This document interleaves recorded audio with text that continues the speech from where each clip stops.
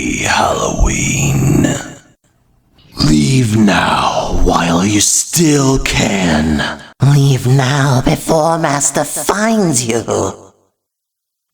Who is that knocking at my door?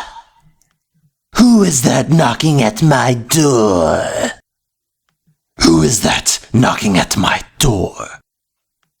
Be gone with you.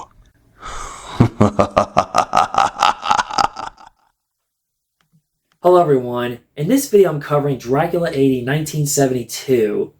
Unlike Scars of Dracula that was arguably a reboot or a sequel, this one for sure is a reboot. At this point in time, the continuity from the last Hammer Dracula movies all went out the window. Hammer was trying too hard to make it appealing to a modern-day hippie audience. The characters like something out of a Scooby-Doo episode.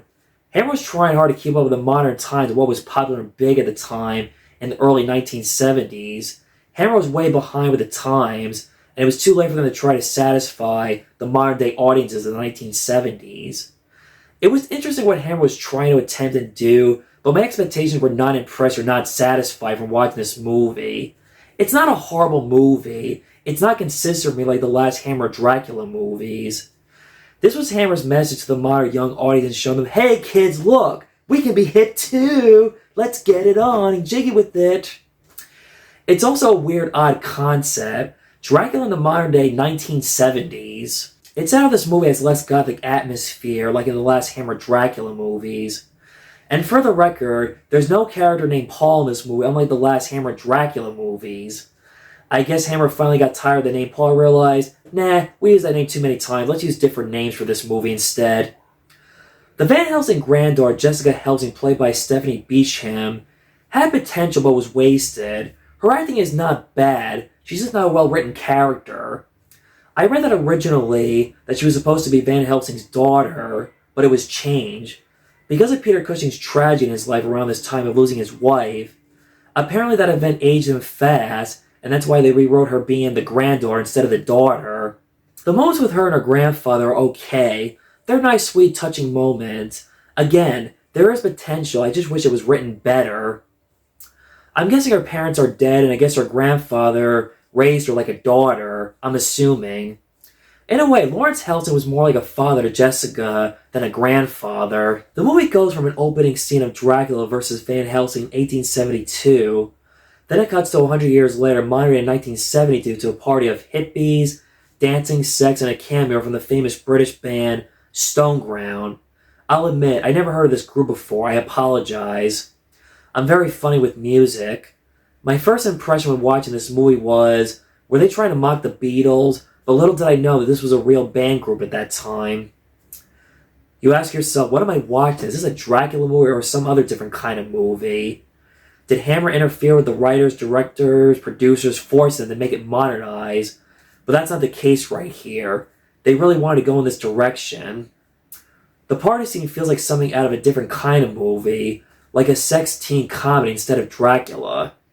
The point is, this party scene doesn't feel like Dracula to me. One of the hippie characters looks like Pam Grier, played by Marsha Hunt, who you all might recognize from The Howling 2, Your Sister's a Werewolf. But I highly doubt that's what they were going for. Pam Grier wasn't a big and famous star yet around this time. She was in some movies prior, but she was not a well-established or well-known actress yet. I wish Pam Grier was in this movie. That would be awesome. Pam Grier in a Hammer Dracula movie, now that I would totally watch. Shaft came out a year before, and the 1970s was big on blaxploitation movies.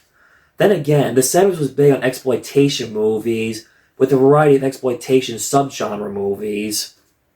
Carol Monroe plays one of the hippies, who you all might recognize for playing a James Bond female character in The Spy Who Loved Me, and she was in Vincent Price's The Abominable Dr. Phibes. It's a small part for her, but it's nice to see her. She doesn't bring much to this movie, but wow, she was hot. It's obviously she was going to die, just like any hot chick in a slasher movie who breaks all the rules. They copy the same story format from Taste the Blood of Dracula. Johnny's a Satanist and practices black mass to resurrect Dracula. He tricks the game, they have no idea what they're getting themselves involved in. Believe it or not, I think Taste the Blood of Dracula did this part better, but that's just my opinion. Watch this makes me think, didn't we already see this part?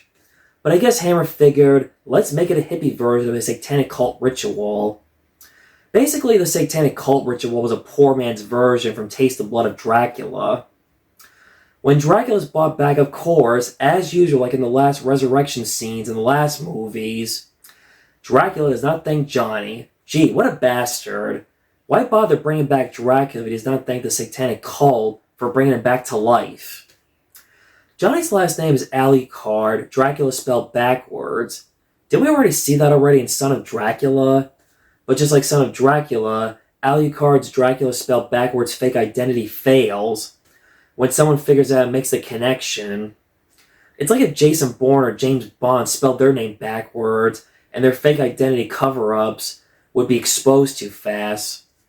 I feel like Hammer was trying to go for their version of Son of Dracula, but done in modern-day 1970s hippie style. Johnny gets what he deserves when Van Helsing kills him with water in the shower and sunlight. It's nice to see Peter Cushing back, even though he plays Van Helsing at the beginning of the movie for 5 minutes. Then he plays the grandson of Van Helsing in 1972. Instead of Van Helsing, he's Lawerence Helsing. Again, the movie may not be good, but Peter Cushing still manages to put effort into the movie despite the movie sounds ridiculous and it's not original. Even in bad movies, Peter Cushing should still be nominated for an Academy Award for putting best effort into a bad movie. If Bugs Bunny got shot out of a cannon and sent into outer space to play basketball, Cushing would still give a good performance. It's nice to hear his voice again telling you how to kill a vampire, even if no one believes him. Yes, we've heard this before, we know how to kill a vampire, but again, it's nice to hear Peter Cushing again. I missed him as Van Helsing in Prince of Darkness and up until Scars of Dracula. When I was rewatching this movie for the first time since 2020, when I did the Hammer Dracula reviews with my friend Christian on his YouTube channel, it occurred to me that Dracula's hardly in this movie. He takes a backseat. Dracula is not the main focus. Johnny Alucard is the main focus and steals the show of this movie. You can tell Lee was not having fun, was really getting tired at this point playing Dracula, and know that the story and writing was awful.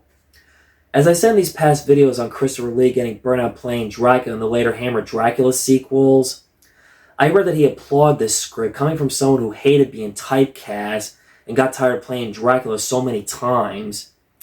You can tell that he did not want to make this movie or be on the set. He has that, what the heck am I doing here? It's sad how Hammer would not let Christopher Lee be the main focus, have him explore and see what else he could have done as Dracula, and give him more screen time in these later Hammer Dracula movies. It was wasted opportunities for him to give him a solid performances. Again, I feel like Johnny Alucard was somewhat of a rehash of the character Lord Courtly from Taste the Blood of Dracula. Just like Lord Courtly, they both are Satanists and practice black mass. The difference is, Ralph Bates did that part better. Johnny Alucard was such a cliche character. When Van Helsing fights Johnny Alucard, it felt like a rehash of the horror of Dracula. When he dies similar, instead he gets burned with holy water. Helsing makes the cross symbol for the 2 candlesticks. Then Johnny dies in his bathroom tub, where there's a ceiling window. He burns at sunlight. This scene was not well done as horror of Dracula. The final fight between Van Helsing and Dracula is not cool or awesome or epic like in horror Dracula. The failed booby trap Lawerence Helsing felt like something from Predator or Home Alone. Lawerence Helsing burns his face with holy water for Plan B, since the first trap did not work. He pushes Dracula down the trap, he gets spiked, uses a shovel to finish him off.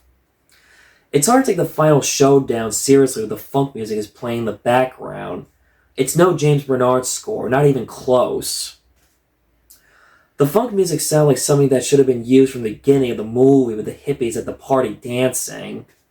It's like if they added country music in a Halloween movie, or jazz music in A Nightmare on Elm Street, the Bee Gees' Stayin' Alive song used in Friday the 13th. When Lawerence Helsing is running to save the day, the music in the background felt like something out of the 1960s Adam West Batman TV show. I was joking to myself, to the Vampire Mobile. Da-da-da-da-da. It's cool to see Christopher Lee and Peter Cushing back as Van Helsing together for the first time since Horror of Dracula. We get 2 fight scenes between the two of them for the price of one, and the beginning and the end. It was also an interesting idea and attempt on what Hammer was trying to do differently, but honestly, this film did not do much for me. I can see why some Hammer fans like it for a guilty pleasure. I didn't hate or love it, just wasn't my cup of tea. It didn't satisfy me. If you love this movie, by all means, don't let me stop you from watching and loving this movie. Even my second view, my opinions have not changed and remain the same. This is my second viewing since 2020 when I did the Hammer Dracula reviews on Christian's channel. This is a movie I probably won't be in a rush to rewatch anytime soon.